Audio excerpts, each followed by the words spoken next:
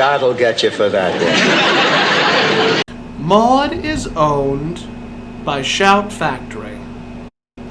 God'll Get You for That, Walter is produced for entertainment purposes only. Sponsored in part by Finley's Friendly Appliances.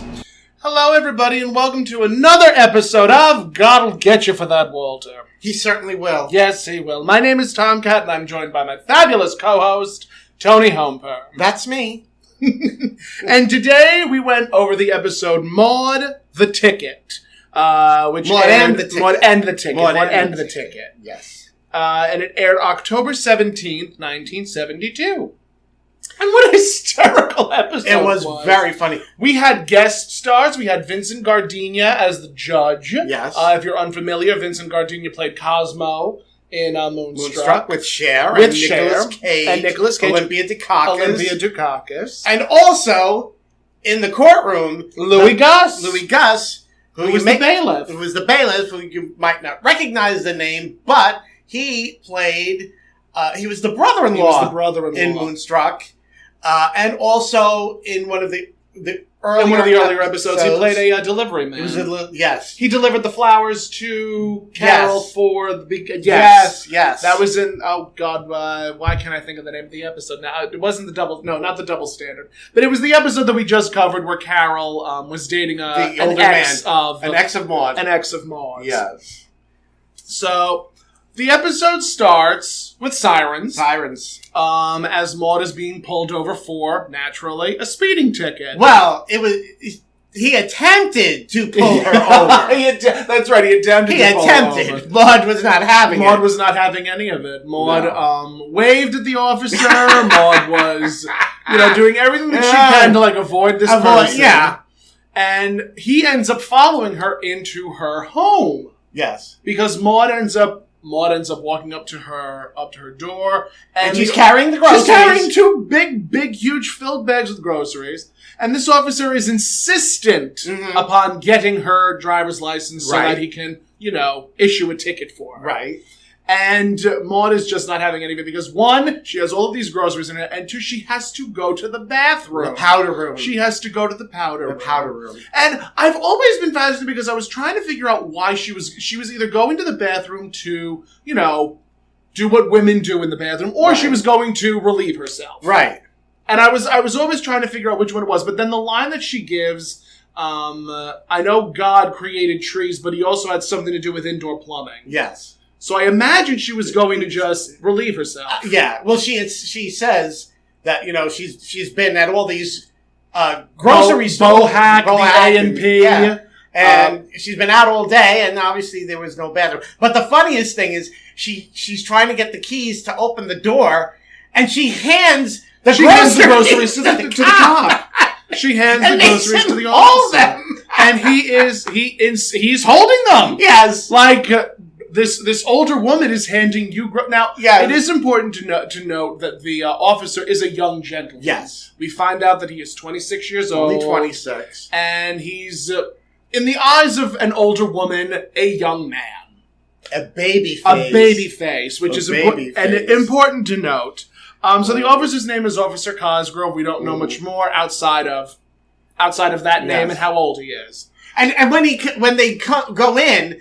Maude says, watch out for that step. It's a Lulu. Yes, and he goes flying. He literally goes flying. Falls off the steps. Drops the groceries everywhere. Mm-hmm. So, the officer is now in this house of a stranger. Yeah. And Maude immediately says, let me go to the powder room and save my life. Right. So she goes to the bathroom to do what she does, and then Florida enters. Yes, Florida enters. And we have this sort of interesting dynamic between the cop and Florida. So Florida immediately says... Uh-oh. Immediately says, uh-oh, and tries to run away. Yeah. And the cop says, what are you doing? Who are you? He's like, get back here. Yeah, get back here. This is a strange cop meeting another strange person who is not the same color as Maude. Mm. So there were things that were happening. Yes. And the officer goes, who are you? I'm Florida. I'm the maid that works here. No, I'm the maid that works next door. And she's like, I'll just go get the maid that works here. Yeah. So, Florida is trying to get out of this very awkward situation. She doesn't want anything to do with it. She does not want anything to do with this police officer. Right. And, she turns to the cop because she relents. And the cop goes, who is the lady that lives here? Right. So Florida goes, Mrs. Finley, Maude Finley. And I think at that point, that's when Maude returns. Yeah. And that's where she says the line, I know God invented trees, but he also had something to do with indoor plumbing. Right. And Maude immediately goes to Florida saying, Florida, this cop is trying to give me a ticket. Now, you've driven with me before. You know that I do not speed. And Florida goes to her, lady, I ain't never seen you before in my life. And hightails it out of there. Yes. And then Maude gives a very interesting line saying, you know how it is, born and raised in the ghetto. Trying to get away from the police officer. It was just a very, very interesting turn of phrase. Yeah. A little cringy. Definitely cringy. A little cringy. In today's perspective. Very, very cringy. Very cringy. In this house, we stand the Black Lives Matter movement. In this house, we support our black friends and those that love and support us, whom we also especially that as we are recording this, Juneteenth was just turned into a federal holiday. Yes. It was just turned into a federal holiday. As a federal holiday. Yeah. And it's June 19th, and it celebrates in 1865 when slaves were freed.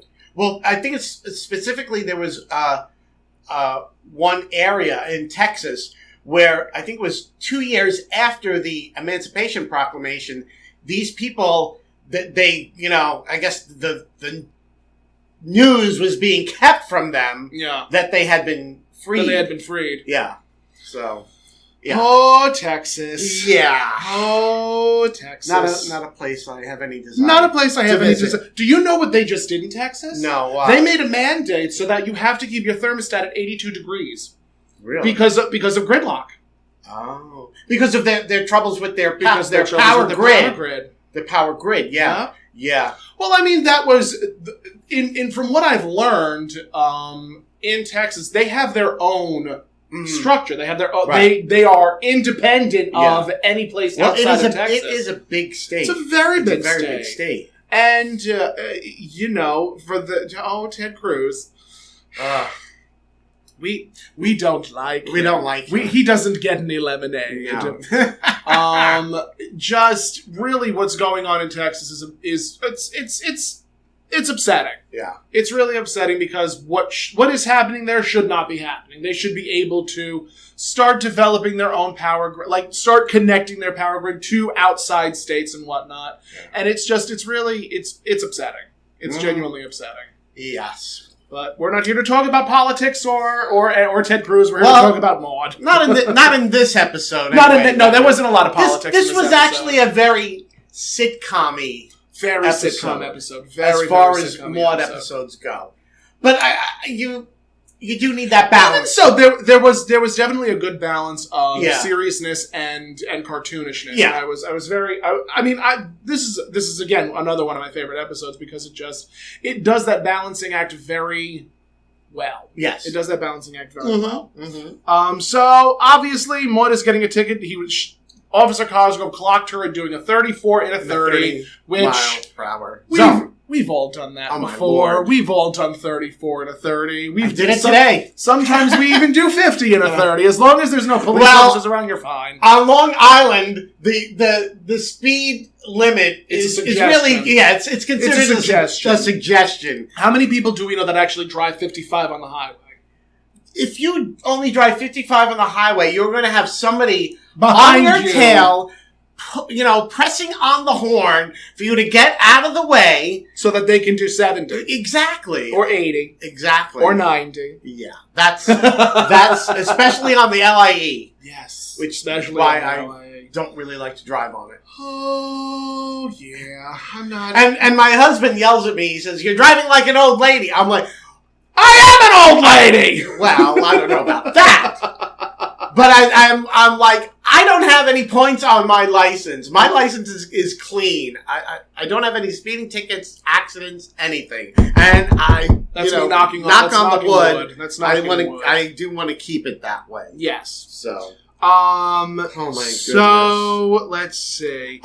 As soon as Florida actually says, I ain't never seen you before in my life, Maude turns to her and we get another God will get you for that moment. Florida. Yeah. But it's God will get you for that Florida. And then Florida delivers a beautiful line saying, if it's between God and the man, Mrs. Finley, I'll take my chances with God. Wise woman. Yes. Wise woman. So the officer is insisting. The officer is continually insisting on getting Maude's driver's license. And she now wants him to take. She's going to give him the driver's license, but she is insisting he take his helmet off because it's rude, to not take your bad manners in a home to wear a helmet. To wear the helmet. It's bad manners in a helmet. Bad manners. Oh, that dyslexia is going to be the death of me. I swear. Bad helmet in a home to wear a manners. That's what I was going to say. Or something to that effect. Something to that effect. Something to that effect. So the officer takes off his helmet, and he is a very young-looking 26-year-old man. And Maude immediately turns to him and goes, I didn't get that. Could you try again? Oops. Please excuse Siri. Siri decided to join us. Oh my goodness. I don't know why. I don't know either. She, so this is not her gig, No, it's not. It's not her gig. It's really not her gig. So Maude turns to the officer and says, well, you're a baby. A baby face. You're a pussycat. Pussycat. And for a 26-year-old officer, that could be a little jarring. Insulting. Especially because this person has a very young-looking face. Yeah. Obviously has been told these things before. Yes. That's important to remember. It's a touchy situation. Obviously, he's the cop. He's supposed to be an authority figure. And all Maude can do is like, oh, you're such a baby face. And she wants to give him milk and cookies. Milk and cake. Hawaiian punch. And he has to keep catching himself because every time when she offers him the, what about milk and cake? He's like, what kind of cake? Exactly. When we're introduced to this character, he's very, very militant, very aggressive. And then as soon as Maude mentions, how would you like some milk and cookies? He goes, what kind of cookies? Yeah. Like his voice completely changes and it's so adorable. Yeah. But again, very cartoony. You would never in a million years have that type of dialogue. No. I don't think I would get that kind of reaction. No, you would not. No, you would not. You would immediately be arrested on site. You would be arrested on site. It would be George Michael's all over again. Would you come visit me in jail? Are you kidding me? I'll put a file in the manicotti. Oh, thank goodness. Oh, but wait, my husband is lactose intolerant. So there can't be any ricotta. No ricotta? No ricotta. I'm so sorry. Yes. I'm so sorry. Then it'll be a very plain manicotti. As long as the hacksaws in it, that's fine. I can live with it. Do that. I can live with that. I can do that, no problem. Actually, you have a clean license? Yes. Yes, I You've don't. Never been pulled over once? Years ago.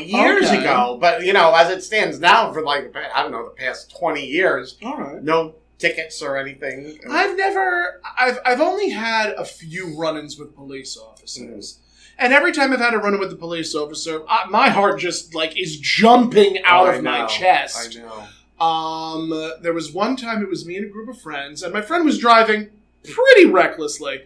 I think we were on 347, and he was just in and out of traffic, and we just see the lights behind us, and I'm like, oh no, I don't want to be in this car anymore. Oh goodness. The police officer did end up letting him off with a warning. He was basically saying, your license is clean, you're good to go, just be careful and no more in and out of traffic. That was one instance. Another instance was me and a friend were chilling at the lake. And a police officer was just like, hey, it's after dark. You guys gotta go. We're just like, we weren't doing it. We were just talking. It was just two friends talking.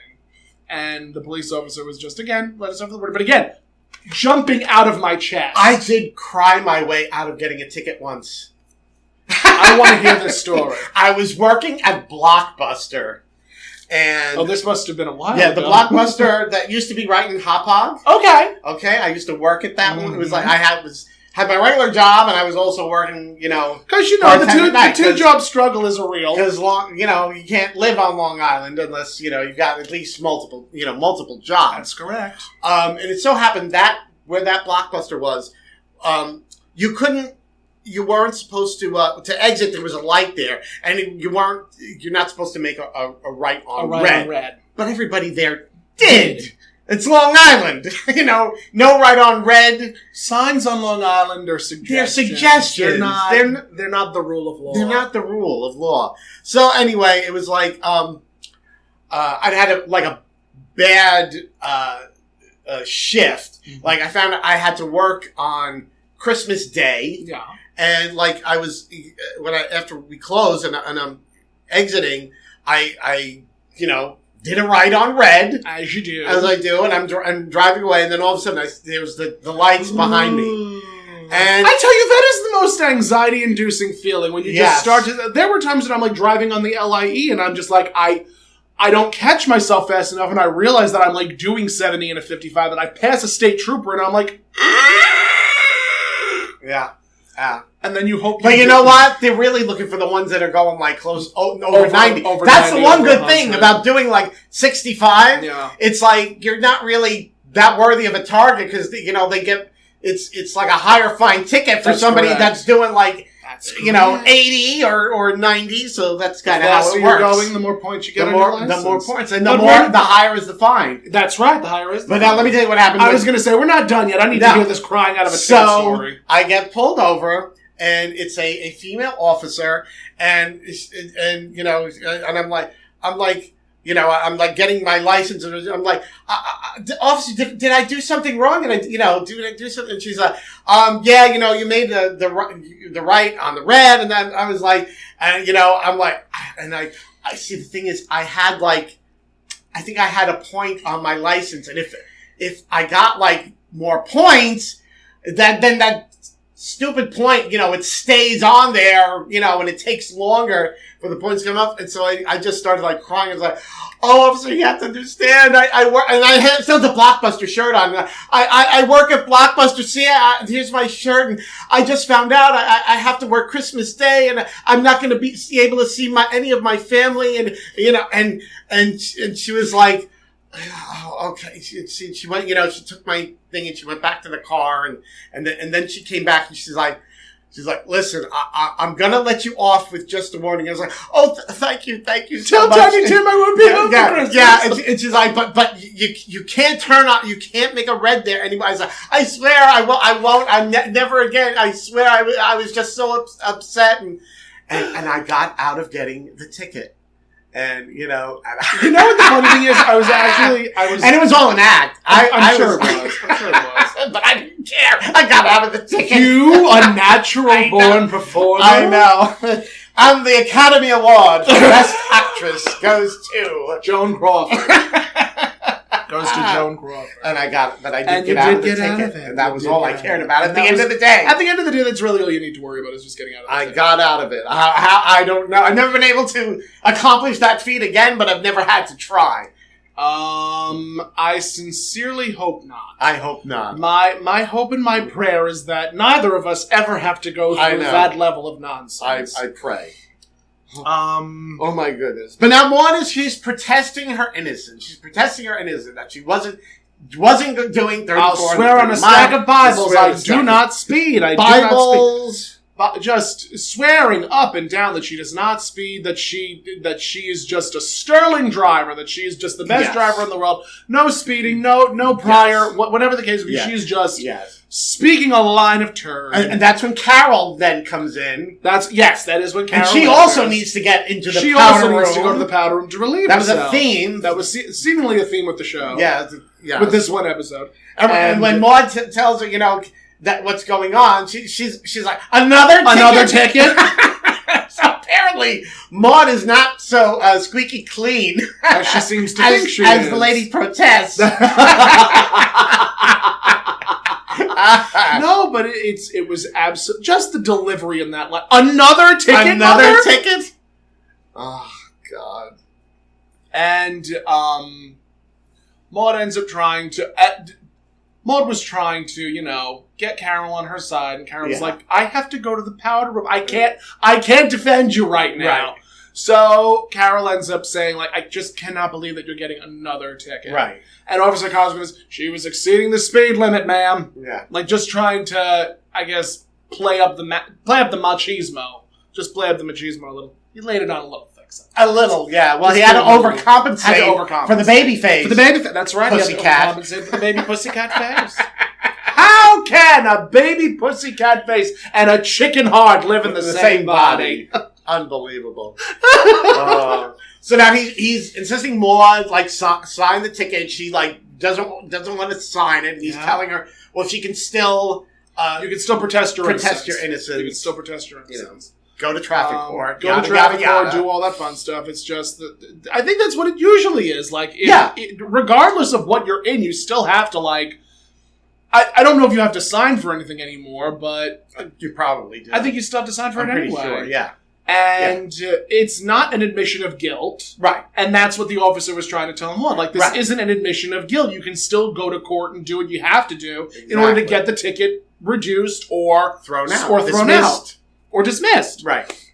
So, Maude signs. She relents. She signs and then sends... Officer Cosgrove is, he's leaving. And Officer Cosgrove is getting ready to leave. And then Maude grabs his arm, says, "You pipsqueak, you. You slide your way into my house. You worm your way into my heart. And then as soon as we're all done, you leave." Yes. Well, what was it? Something like...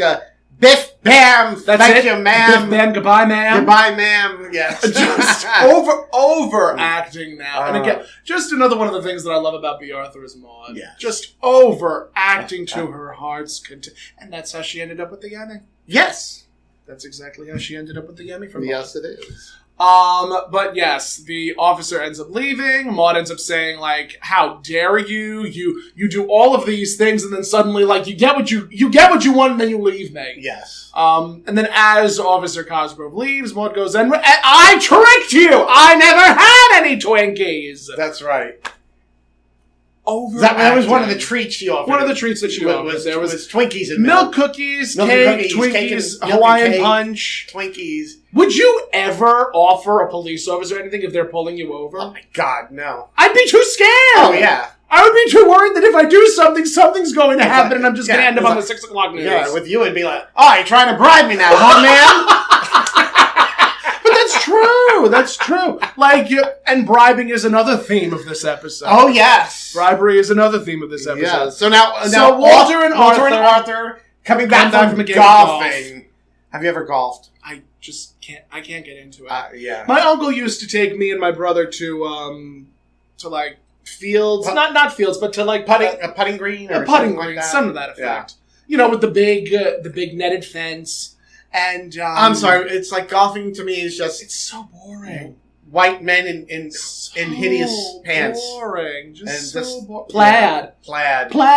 Yeah. I refuse to wear plaid. No. So I do have a cute 50s plaid dress for a 50s. I would honestly expect nothing less. How could you expect anything less? I would not expect anything less. But I mean, everyone needs at least one Rose Island look. Yeah, absolutely.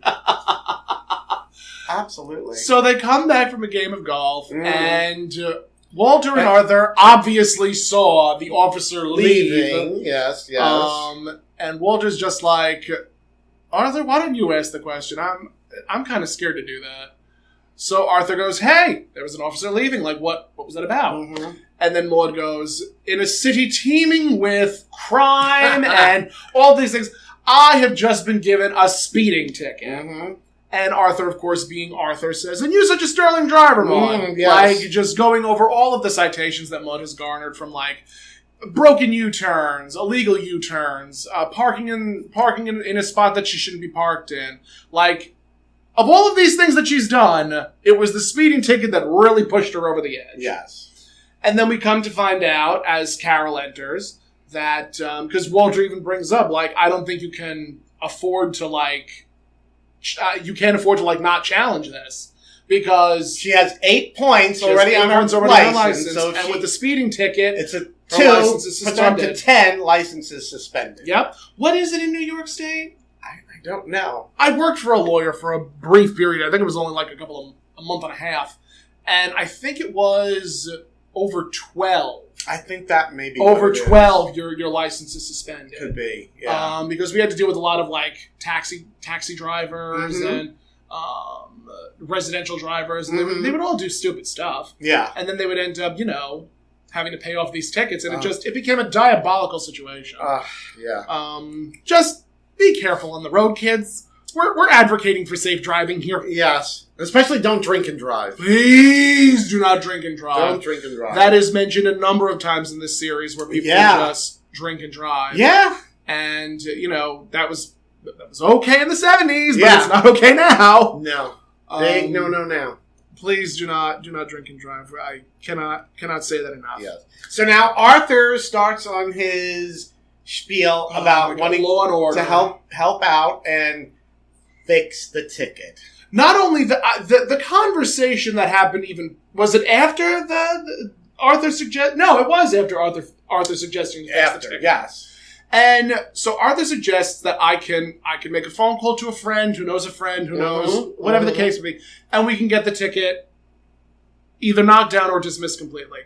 And Maude is just absolutely disgusted. Yeah, she is appalled at the idea of fixing a ticket and not, doing what it is that she can as an American citizen to get the ticket reduced of her own accord. Yeah, just to have her day in court to protest her innocence.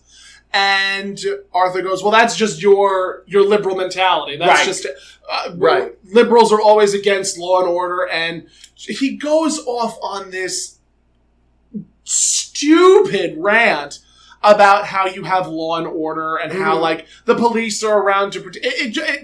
I have to, sometimes, block some of the stuff that Arthur says out because it's just so stupid. Yeah. Because again, one of the beautiful things about the writing in the show is that it points out the hypocrisy of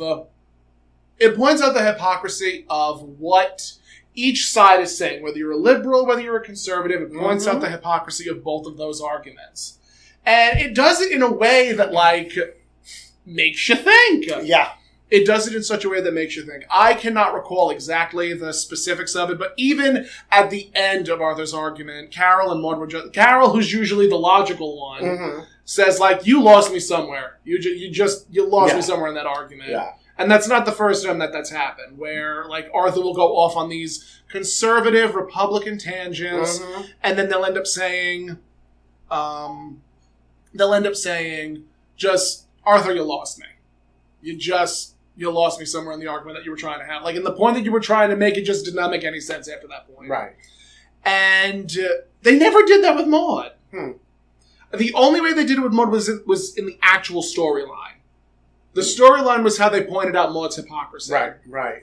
When it came to Arthur, it was just Arthur would go on these orations where he would just go on and on and on and on and on. At the end, it was all right, we get it. But you're still wrong. So why are we here? Just explain to me why we're here.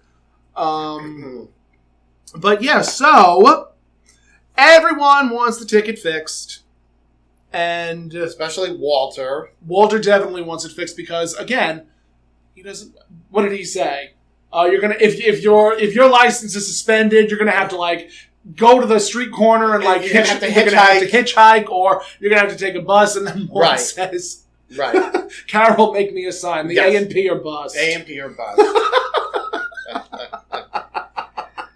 and when Florida comes back in, Florida is getting ready to leave, and she goes, Miss Finley, I'm getting ready to leave. And then Maude again pleads with Florida. There was a cringy joke that she made there was a cringy thing that Maude said before that time. No, I'm sorry. Maude goes, Florida, they want me to get the ticket fixed. What do you suggest I do? Florida goes, and it wasn't cringy. It was not cringy at all. Florida says, well, Mrs. Finley, you only want what us blacks want. Real justice. Real justice. But the idea of you being stuck at home with me, no. All day. No, ma'am. Fix the ticket. Yes. So everybody That's is now the last thing Florida wants. That's the last thing Florida wants is for Lord to constantly be home. Yes. And then, that leads into Florida leaving. Yes. And I think it was a commercial break right at that point. Yes, that's that was a commercial break. Yes. Yes. Well, I mean, Walter's told her she's being foolish, but she's insisting she's going to go to court. Yep, Maude and Walter do get into a bit of a heated argument where Walter's just, again, being a noble, intelligent husband, basically saying, hey, I know how you feel, I get where you're coming from, but if the ticket can be fixed, fix the ticket. Right. And it was really one of those moments where you see, again, a bit of Walter's human side. Yeah. Because usually he will, more often than not, be on Maude's side because Maude is intimidating. Right. And Maude controls both sides of their heated blanket. Yes. And now, that's when Arthur was accusing Maude of, her liberal. Yes, at that point, because that's when she tells him that she has two words for him. Walter, Arthur, I have a pronoun. Thank you. Thank you. Yes, I'm sure that's not what she was thinking. When I heard that line for the first time, I peed myself. I did, because I'm like, this is so brilliant. Yes. This is such brilliant writing. Two words for you, a verb and a pronoun. Thank you. Thank you. We all know what she wanted to say. Yes, it wasn't exactly We all know what she wanted to say. Yes. So, Maude ends up, I think, going into the kitchen. Her and Carol, they go to fix dinner. That's when Walter and Arthur conspire. Walter and Arthur have their kibitz, where they go back and forth saying, Arthur, is it possible to get the ticket reduced? And he goes, absolutely. Yeah. I know a friend who knows a friend who can get the ticket thrown out. So Walter goes, please fix the ticket. Just fix the ticket. Arthur then says, well, what about Maude? How are you going to be able to... What are you going to do with her? Walter goes, I can handle it. Arthur says, you got courage, old man.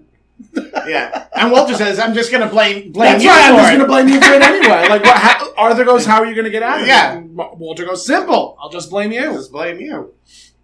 And then I think at that point we finally arrive at the court. At the court. And Vincent Gardenia, who we mentioned, was the judge.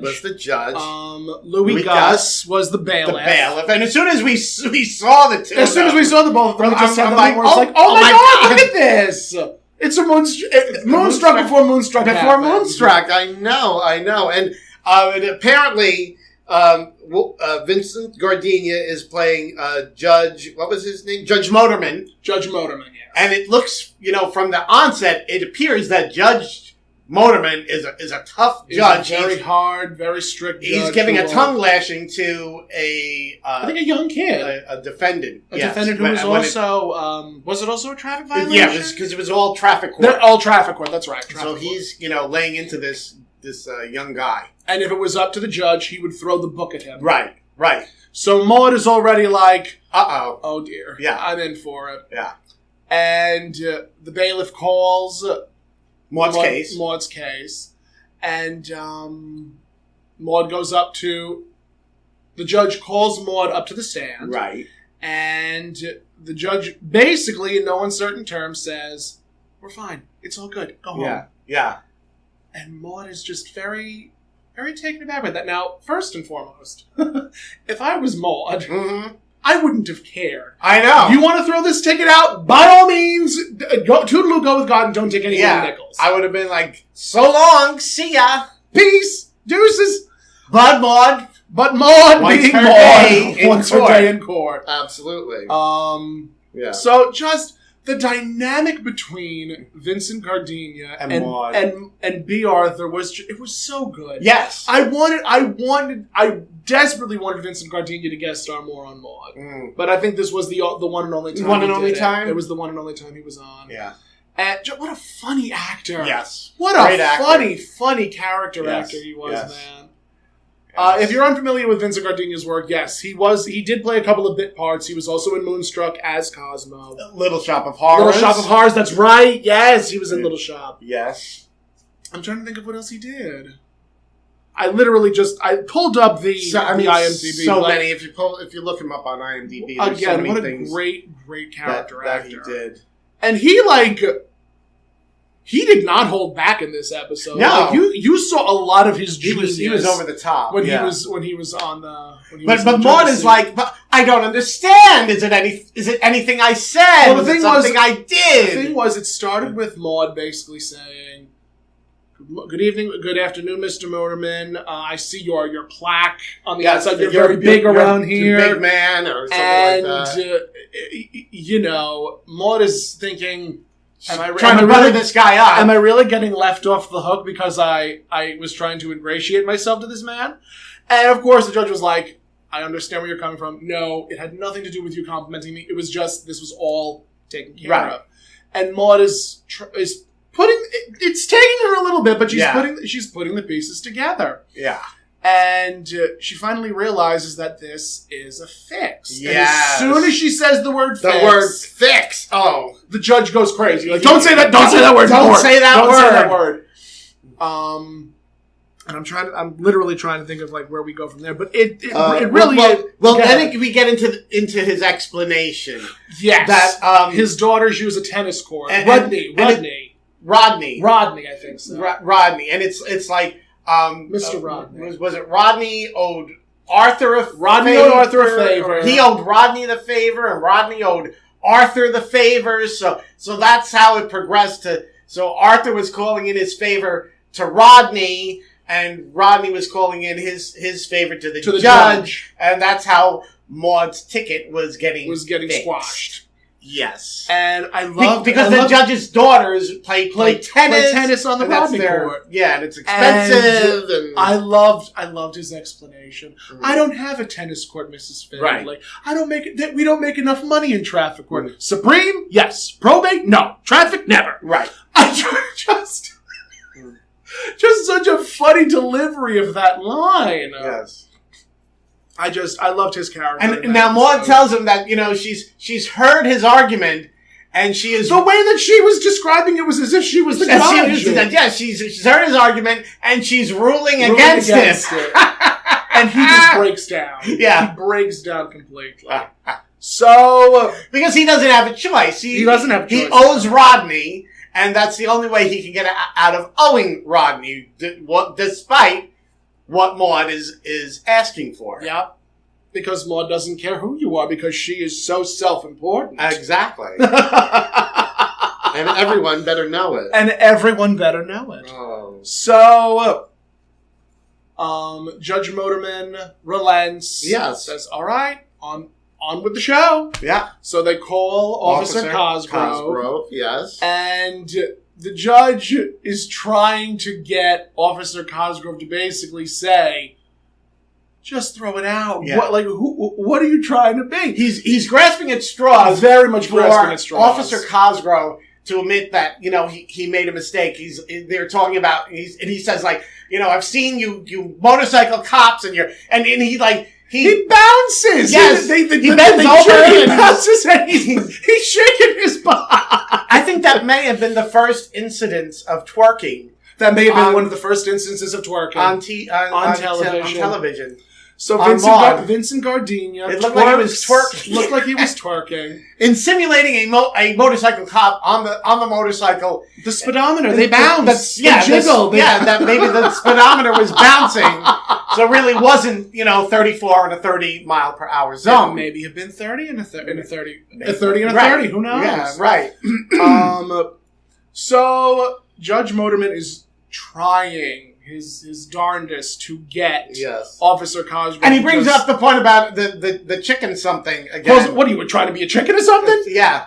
And there was some gasps and oohs in the audience when I heard that. Yeah. I was very fascinated by that. Because you don't call people chicken way back when. Yeah. Especially a cop. Oh yeah, especially a cop.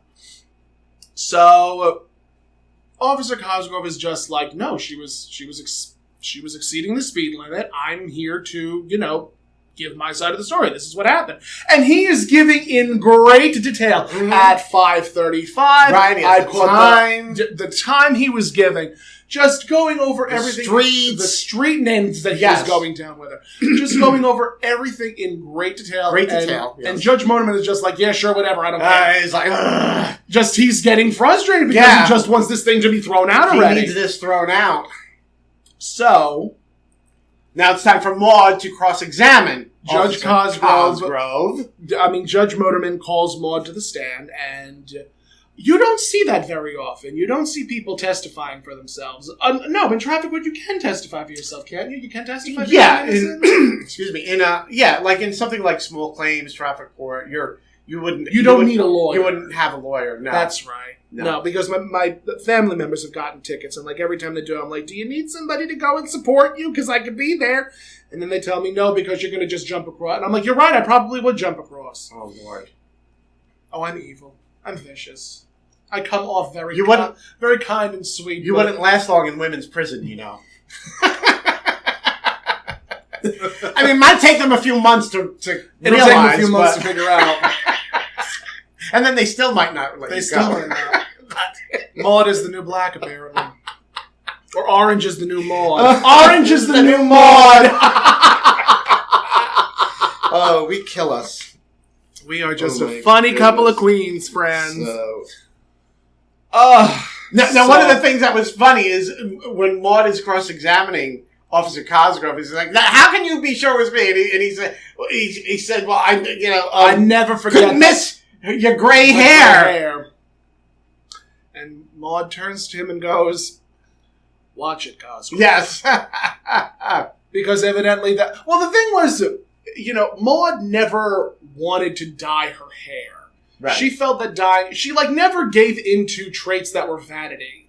I mean, granted, yes, she did have a facelift, but I think after watching Maude and watching Golden Girls and watching things that she's done in between, like when she was on Broadway and when she did the award shows and whatnot, you always notice that she would wear something around her neck. Yeah. So I think it was possibly a thyroid problem that she had gotten taken care of. And then when she got it taken care of, she had loose skin. Right.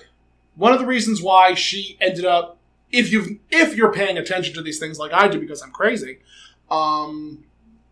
in Maude, she was very well developed. Right. And then in Golden Girls, she was very flat-chested. Right. She had a breast reduction and she had a facelift between Maude and Golden Girls. Because I guess she wanted things tightened up, and she hated the fact that her breasts started to sag.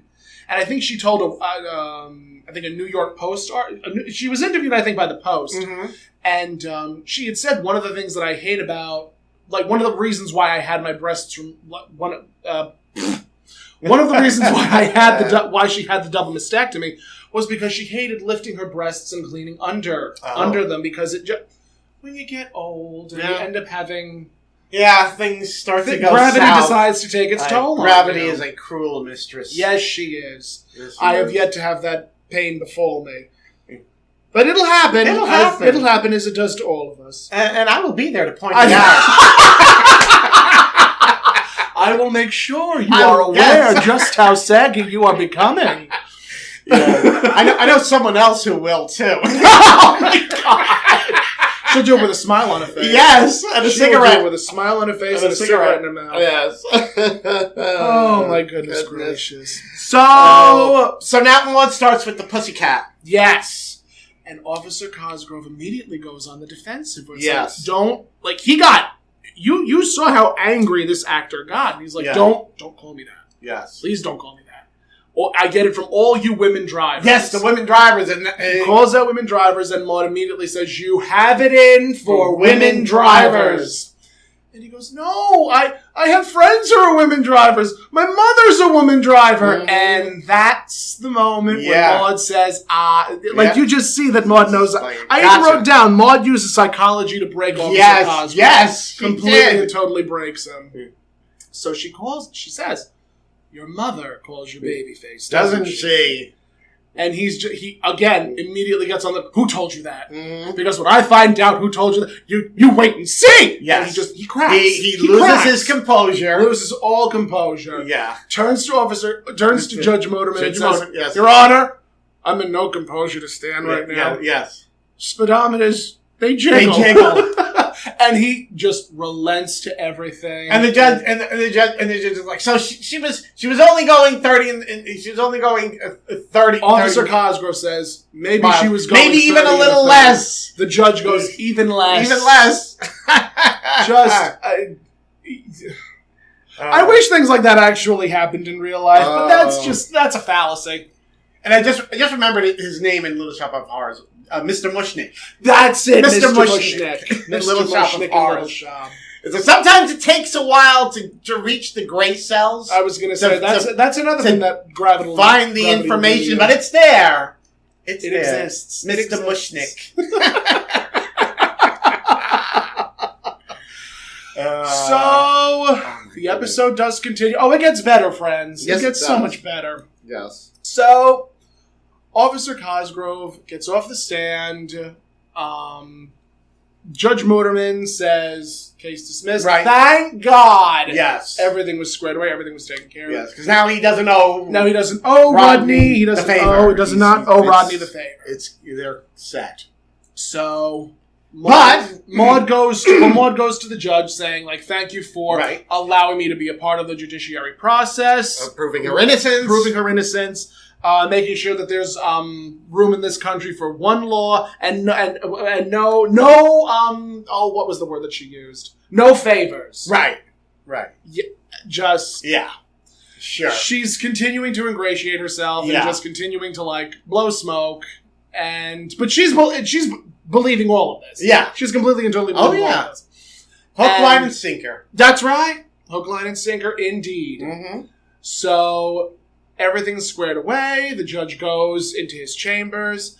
The bailiff goes over to Maude and says, well, you also have these outstanding citations. The outstanding parking tickets. Parking tickets, whatever the case may be. Yes. And she goes, he says... it's $30. Let me just say... I wish a parking ticket a parking ticket was only $30. Usually, I mean, you're lucky probably if it's like... less than $100. I was going to say like $150. Mm-hmm. More likely. I mean, they can be pretty pricey. Pretty expensive. Very expensive. Yeah. I mean, the county's got to get taxed. The county's got to get their money. Yeah. The police officers got to get their money. Everybody's got to get their money. Everybody's got to get their money, yeah. So, as we get older, that price will continue to rise. But there was actually something that I wanted to point out. Not to completely and totally detract. Go ahead. Detract. But no, one of the things that I had read was that in Ulster County, like upstate New York, and in other states like I think Virginia, California, I'm trying to think of like other. I think Massachusetts was another one. They're doing not income. What did they call it? Oh God, now I can't think of the freaking term for it. But there are certain residents where if they qualify, they get $500 either each week or each month in an attempt to not only stimulate the economy, but to sort of give people an idea as to what universal income will look like. Oh. And you had mentioned something earlier that I wanted to focus on that for 2 seconds, but I think that's wonderful. I think that's absolutely wonderful that states are like doing this as sort of a test. Because if that's the case, then that will certainly reduce the poverty. Well, you know what I feel? No one needs to be a billionaire. No one needs to be a billionaire. No one needs billionaire should to not be exist. A billionaire. A billionaire should not exist. No one individual should be hoarding that much. As soon as you get to 999,999,999, you should not go any higher. You should be given a plaque and a dog park. Yeah. And that's it. Yeah. Nobody needs to, a small percentage of the people do not need to be making so much money that there are, hundreds of thousands or millions that, can't even live, are living below the poverty level and don't have health insurance. Correct. You know what? It's like there's no need for a small percentage of people to, be holding on to all this wealth when so many other people have nothing. Yeah. At least let's, they should be paying enough in taxes. And you look at shows like Maude and The Jeffersons and All in the Family, and you see what middle class actually looks like. Middle class doesn't look like that anymore. No. The middle class is practically being absolved. Yeah. And, the fact that states are actually trying to do this where you get 500 or whatever the numeric was. I forget. But I ended up reading about it. I think it was an AP. Mm-hmm. And just reading that, I'm like, this is a wonderful idea. Right. Having universal basic income, right, where you're getting such and such a month or such and such a week, is only, I think, going to improve matters in this country. Yeah, because we'll be able to meet the inflation. Yeah. P.S. Reagan has ruined this country. Oh, yeah. Reagan financially ruined this country. Yeah. And, as a matter of fact, I think Reagan was mentioned a couple of times in Maude. I just forget which episodes, but every time he was usually met with Maude saying something crass about movie stars and being presidents. Mm-hmm. And, I wish that was taught. I wish that was taught in schools. Mm-hmm. I wish that more and more students were taught just how detrimental certain presidents were to the finances of this country. Well, for me, it goes even beyond that because I was, a young man at that time. I think when he first came into office, I was maybe, I don't know. Was I 13 already by that time? I don't remember. But, that's when the AIDS epidemic started, and the Reagan administration completely turned a blind eye and did not care. And, that's right. I just associate the Reagan administration, for me, it's like, remember seeing on the news, hospital corridors, like with young men dying of AIDS, and it's on a gurney in a hospital corridor because the hospital rooms were too full with other young gay men dying of AIDS, and no one cared. So for me, I also have those feelings on top of it because I lived it. I saw it. I saw it, and for me, it's what kept me in the closet. Mm-hmm. Kept me from coming out was, seeing that and being afraid, being scared, and being very afraid. Yeah. So it was bad. In short, dear friends, please practice safe sex, and if you haven't, and if you are, get on Truvada, get on PrEP, get on some type of medication that will only assist you in the future. Or at the very least, you use a condom, know your partner's status. Mm-hmm. There is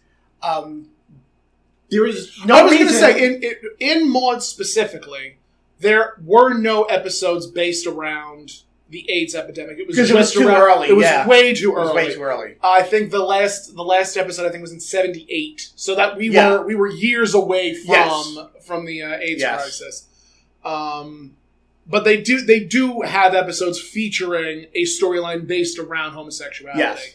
And, as we continue to get older, these are things that we do need to be educated on. Mm-hmm. I feel like there was another thing that I read where there needs to be some type of education for queer youth. Oh, yeah. There needs to be some type of sexual education for queer youth. Yeah. But again, you can't say that to a conservative because you're allowing them to have sex with each other. We cannot have that. Yeah, because if they're not taught anything, they're not going to have sex. They're not going to have sex at all. Absolutely. No. They're just going to abstain. Oh, of course. They're just going to be abstinent until God knows when. Yeah, they'll just say no. Yeah. Okay. They'll just say no. My foot. Yeah. We'll see how well that pans out. And as we continue to get older, there will be shows that will feature these types of storylines, mm-hmm. and I feel like that level of representation is important. We see it with Pose. Mm-hmm. We see that representation with Pose, right. But we will also see it in other shows as time progresses and time moves on. Very true. So Maude wants the bailiff. Maude wants the bailiff to pay them down. She wants him. She's trying to hand him the money, And he ends up saying, like, because of late fees and whatnot. Yeah, it was like 35 or 37. Yeah, I was like, I wish! I know, late fees I usually can find that on my couch! Late fees usually like another $50 if you're lucky. If you're lucky. I mean, so come on. So she's trying to, like, just give him the money. She's like, here, just, take it to, he tells her she has to go to room 214. She's like, here's the money. It'll be easier for you. You can just cut the line. Right, yeah. And again, Maude needs everyone to make things easier for her. While still making things complicated for everybody around her. Yes. Like, one of the terrible things I love about Maude is that the world revolves around Maude. That's just it. And nothing else. Yes. It's all Maude all the time. Yes. I guess that's why I resonate so much with it, because I feel the same way about myself. Same. And that's why we have our own show together. Yes. So, the bailiff just rolls his eyes and says, I guess I'm taking care of this. She throws him a 5. She throws him a 5 to say, here's something for your troubles. Yes. And then she just walks out. Now, mind you, I think this was like one of the first instances where we see Maude in a dress. Yes, I pointed that out. I said, she's wearing a dress. She had on stockings. I guess. She had on block, chunky heels. Because it was court. Because it was court. Probably. So probably the mindset at that time would be as if you're going to court, you need to be dress properly. You need to be dressed in a proper way. Oh, nowadays you can just shuffle on in your sweats and a t-shirt. Yeah, I mean, and they do. Yeah, it's like going to Walmart now. Very much like going to Walmart. With the same level of frequency, as a matter of fact. Yes. So Maude ends up exiting. The bailiff is just looking there glumly, like, okay, I guess I'm doing this. Yes. And then it opens to Maude and Walter post. Obviously, a very dramatic fight. I think Maude and Walter are sipping on cocktails. Yes. I didn't get the feeling that they had a fight. I think they did. Oh, okay. I didn't because Walter was apologetic. Yes, he was apologizing for trying to and if you don't think Maude walked into that house screaming at Walter about what he did, I can guarantee you that's true. Maude was a tornado when she came home. Any ammunition would be good in her book. That's correct. Yes, I can admire that. Yeah. Yes. Just to be that independent and that loud and shrill, absolutely. I can definitely identify with that, yes. So she comes home, they obviously have a fight, and Walter's like, I'm sorry, I apologize, I didn't know that you would feel this strongly about it. And Maude, bless her loving heart, says, well, sometimes you're wrong and I'm right, and sometimes I'm right and you're wrong.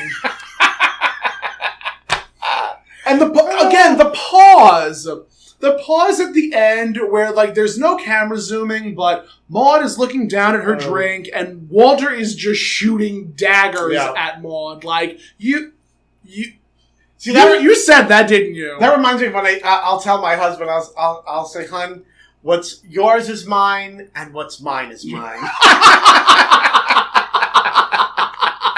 And he just says, I know.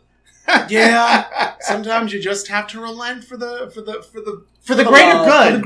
It's for the greater good. It really is. Think of the children. Think of the children. Think of the children. Think of the children. Oh my goodness. Oh my lord! But yeah, what a fun episode. It was a very fun episode. It really was. And, like, again, all of the parts were there. It was by this point, it was a well-oiled machine, because this was, I think, episode 6. Yeah, episode 6 of season 1, and really just the series just continues down this sort of gamut of hot button issues. Mm-hmm. I think the next episode is.